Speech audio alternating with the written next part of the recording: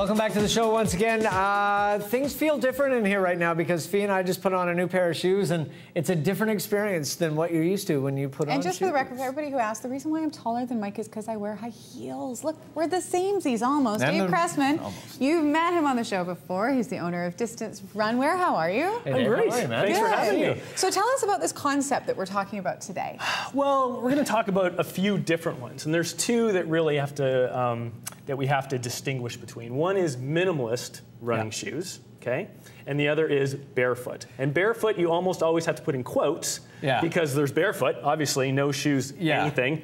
And then there's, hey, I don't want to cut my foot on glass while I'm running barefoot. Exactly. So I live in an urban environment. Extreme minimalist and minimalist. What has led to this rethink? Because it really is a revolution that's going through running, athletics, posture, weight. I mean, everybody's talking about this now. Why is that? What's happening right now? Well, I mean, a lot of it is just popular culture, right? I mean, a great book called Born to Run was probably responsible for a lot of it coming into the sort of general population consciousness. But athletes and trainers and physios have been talking barefoot for a very long time. Yeah, and this is because I mean regular shoes, and not to harp on them because obviously they're really comfortable and everything, but they do change the way that you run, the way that you move, the way that your foot was basically designed by nature and time to operate. Yeah, exactly. I mean, you go back to pre-1970 when everyone was running in a leather bottoms, shoe, but the only people running were elite athletes, right? Yeah. It wasn't a popular activity. And good old Mr. And even then, they still smoked and they drank. Exactly. Roger Bannister, I'm talking to you, my friend. But 1970, well, when Frank Shorter won the Olympics, that really brought running distance into the populace, and that's where jogging started. And jogging is the bad word here. It right? is. Yeah. Walking is great. Walking is a natural heel toe stride, perfect, right? Low impact. Yeah. Running, great. Jogging is that blend of those two, where you take walking. Boom. Exactly. Okay, so last time I was buying new runners, I did inquire about this kind of shoe because I was really interested in the whole barefoot concept, and they said to work your way into it. Is that your advice, that somebody should work their way into it? Maybe you can tell us a little bit more about that.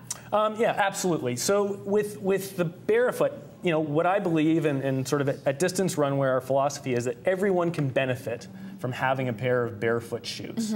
Not everyone is going to want to run in them, and that's the distinction. I think it's important, whether you're wearing them casually, they're really comfortable, or on a, I use them once a week for a training session, and it just institutes sort of my form, my stride, so that when I do put on my regular running shoes, which are still modified and lower heeled, I feel amazing. And I'm prone to foot injuries and orthotics, and maybe you can explain how to move towards natural when it comes to this sort of thing, and why that can be a really positive thing. Yeah, I mean, basically what's happened is your foot, our feet in general, I mean, you talk to anybody, and pretty much everyone's foot is weaker than it should be.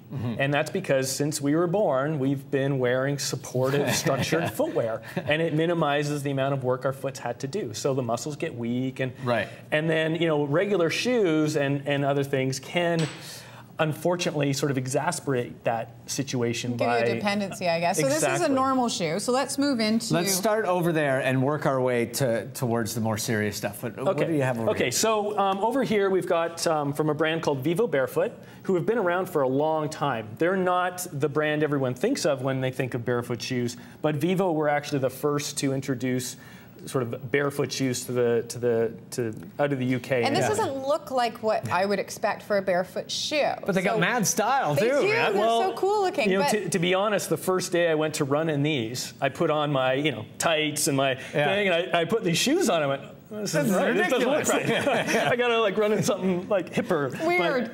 But basically, what Vivo has done is they've taken their mold, and that's really what the secret is here, is the shape and the width of the shoe. This is a 4mm thick sole, but there's no midsole that you'd find in a traditional shoe. So it's barefoot, again in quotes, because obviously you've got some. No midsole, nothing on the heel I can feel on mine. Exactly. So it puts you in that very natural position. What I find absolutely amazing is your proprioception, what your brain now knows what's going on, right? Weird. And whereas in a traditional shoe, a lot of that's blocked. It's weird, and it shouldn't be weird. It shouldn't be, exactly. Okay, this is what I thought of when I thought of barefoot shoes. Yeah, this I is did what try people these think on, of. and I'm not gonna lie, they felt really weird. Yeah, yeah. No, they do. And you know, Vibram, another great story out of Italy, but basically, you know, they brought this concept of, you know, literally the 5 fingers to barefoot shoes. And they're very popular in a lot of paddle sports and so forth, and a lot of runners are running in them. Yeah. But they are an acquired taste. Obviously, visually, they're a little bit different. I see guys doing CrossFit and weightlifting and stuff, and they're using these quite a bit. Exactly. And the big advantage for CrossFit and weightlifting is getting rid of that elevated cushioned heel, because that's unstable. Yeah, right? it messes up your form quite a bit, especially when you're trying to do squats with weight and you're bringing mass off. Exactly. Everything so you want to bring your heel down. Yeah. You want a more stable platform to work from. Okay, now we move into the real sort of high performance. And is it fair to call these a hybrid almost? This is a minimalist. So this is another UK brand called Innovate, and Innovate does a great job. And Mike, the shoes that are directly in front of you, so those 3 models, including the yellow one, that's a great. Let's bring these up front, because this is a great way to show. This is a 9mm drop shoe. Okay, so what that means is the difference between the heel height and the forefoot height is 9mm. Okay, they're getting over there. They're going slowly. There we go. Jeez. Let's focus here. So a traditional shoe would have a heel height of about 12 to 14mm. So you can see the difference there. Right. Okay. And so Innovate's done a great job of taking essentially the same shoe and doing it in a 9mm drop, a 6mm drop, a 3mm drop, as well as a 0 drop, which essentially would be a barefoot shoe. Yeah, and so this is the way to transition. Okay, yeah. Right? You step into this one first, the 255, then the 233, and then maybe you go to the 150. So what are the benefits overall that you've noticed since you made the switch?